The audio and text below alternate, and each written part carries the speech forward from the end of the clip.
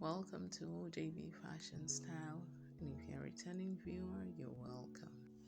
So for our shirt dress tutorial video for today, the basic measurements required, as you can see already drafted on the fabric. Actually, we are cutting the back side first. So the measurements taken were the shoulder to shoulder measurements divided by 2. Then we also took the armhole measurements, and then the waist measurement, the hip measurement, and also the length of the gown, of the dress, the shirt dress we're actually making. So for the armhole, to get the armhole measurements, you actually take the above bust circumference, that is your chest circumference, not the bust line now, but the chest circumference, which is actually your armhole, around your armhole area. Then you divide it by 6 and add 1.5 or 2 inches to it after dividing it. So that's how you get your armhole length, and then you make it curve. Then for the waist measurement, I haven't done that. Please ensure to add 2 inches as a seam allowance to the measurement. For the my neck was the waist 3 inches, and also the hip 1 and also you would notice for the back 1 inch was removed from the shoulder 3 inches to make that slopey shoulder pattern. So it's very vital we take note of that. So we are done with the back, and for the front we are having 2 separate materials. Okay, for this we have our back side was a material that was cut in a fold. So it was a single material that was cut in a fold, while the material for the front is a material cut in 2 pieces, so as to be able to make the fold for the buttonhole and also for our button area. So for the front side, the major difference is the neckline cutting and also the 1 inch allowance I left to enable me make the fold for the button. So that 1 inch allowance is actually not.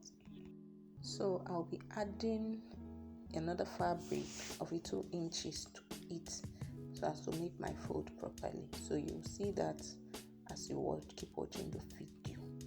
So for the neck area for the front, we'll be taking our measurement for 3 inches wide and 3 inches deep, which is different from the back side. So for the back, it was a 3 inches wide and a 2 inches or a 1 inches deep. So for the front, it was a 3 inches to 3 inches. Please take note of that. So that aside, we'll be removing 1 inch also from the shoulder so as to have that slope, which was also on the back. So now we are through cutting the back and the front sides of our shirt dress. So you can see me arranging it together neatly. It was neatly cut, and it was a very simple technique used. I didn't have to use a pattern paper. I just did my cutting on my fabric, and it really came out very beautiful. So you could try this out as a beginner. It's very easy. It's an easy cutting technique. So you can see the front as they are lapping on each other. So this is the fabric of the 2 inches I was actually talking about that I'll be using to make my fold. So you can see it's looking very beautiful. Having joined the 2 fabric together, I'll be making the final fold on it, as you can see. So the fold is actually about 1 inch wide, and it's looking really, really beautiful. So we'll be making a top stitch on it, as you can see displayed on the other one that I'd already done. So we are done with our top stitching, and you can see it's looking very neat and beautiful. So next, I'll be making a simple pattern from the shoulder to above the bust or chest line area on both sides of the front, where I'll be attaching my gathers. So if you do not know how to make gathers, I will drop a link in the description box for you where you can watch my videos where I taught how to make simple gather skirts.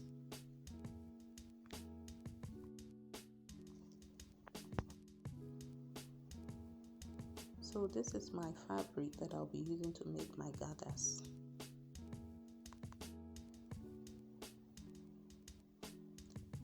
So as you can see, I'm placing my gathers on the pattern I drafted on my front fabric. So please just follow me the way I'm positioning it so that your fabric will be properly positioned and then it will come out nice. So after attaching it, I'll go over to the sewing machine and run a top stitch on it before flipping it over.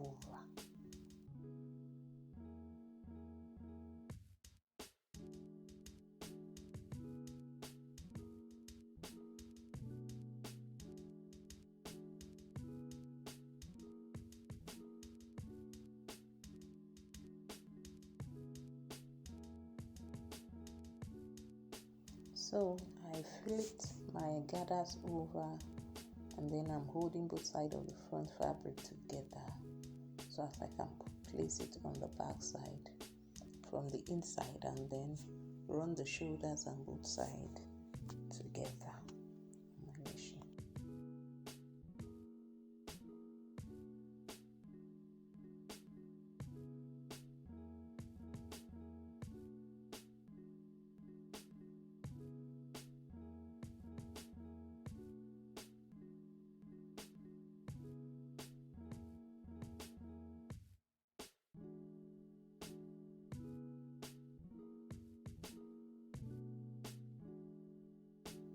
So you could actually make it a kimono or a button shirt. As you can see, it really looked beautiful as I put it on. So next we'll be cutting our collar. And for that, I'm taking the measurements of the neckline of our shirt dress. So for this particular dress, it was 18 inches. And so we'll be using 18 inches as our measurement.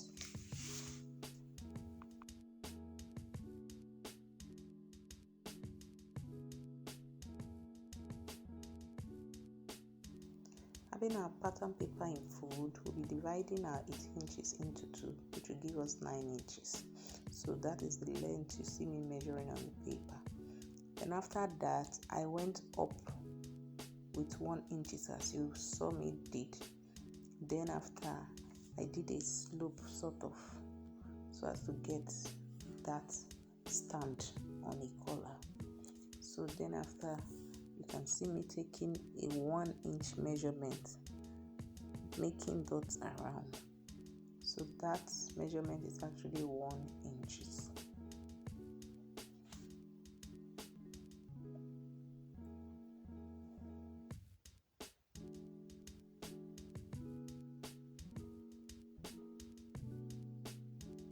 So the next thing, I'll be going in by half an inch so as to be able to make a little curve that would give us that neck, that collar stand.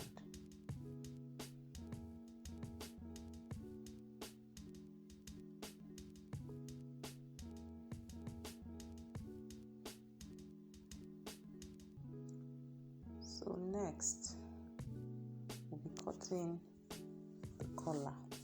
I'll be using the same 18 inches divided by 2. So we'll be measuring 9 inches.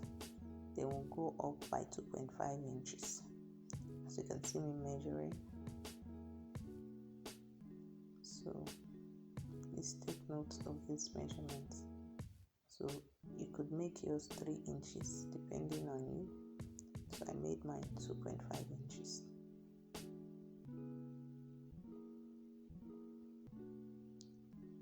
So after that, I'll be going in by 1 inches now to give me that shape of a collar. So now we'll do our cutting. We're also going a little bit there by 1 inch by half an inch, sorry.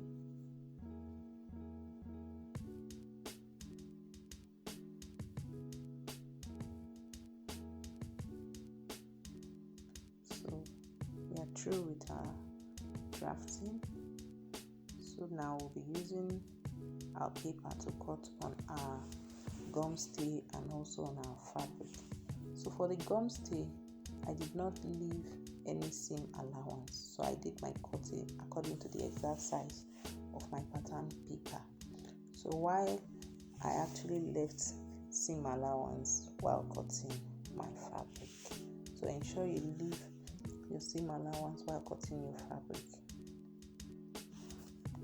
So after that, I ironed out my gum stay on my fabric. So I'll be joining the two fabric, the collar together, the back sides facing each other. So the longer part of it is where I'll be sewing, plus the two sides. So I will leave the bottom part open. As you can see me doing, I've already sewn it. So I'm turning it over. Thereafter, I'll be making a top stitch on it.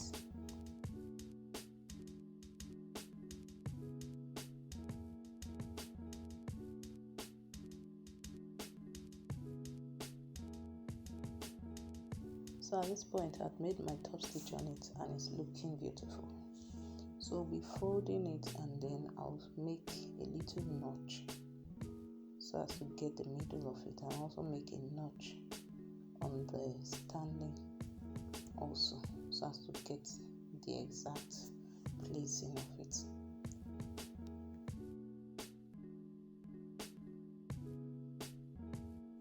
Please ensure as you are placing the collar on the neck stand that the curve is facing upward as you see me illustrating.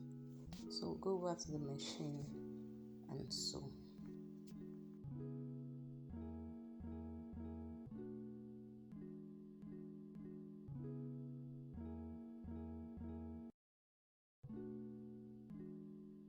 So after sewing it, I'll flip it over and then you could simply just iron it so it will be smooth.